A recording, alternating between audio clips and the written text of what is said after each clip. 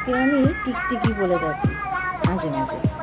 আজকে সকালেও বাইরে ছিল, ঘুমাচ্ছিল, আমি ওকে ডাকলাম ঘরে আয়, ও আসলো না। তখন কিছুক্ষণ পরে ও আসলো ঘরে।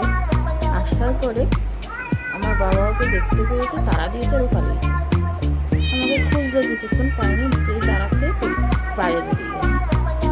আমি এবার বাইরে এসেছি, এসে ওকে খুঁজছি, ওকে আমি ডাকছি টিকটিকি টিকটিকি। জানলার বাইরে গিয়ে আমাদের একটু রান্নাঘরের পাশে একটু ঝোপঝাড় হয়েছে, তো একজন আজকে এসেছিল পরিষ্কার করতে।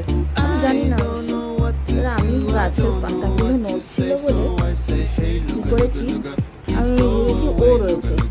টিকটিকি কী করছিস?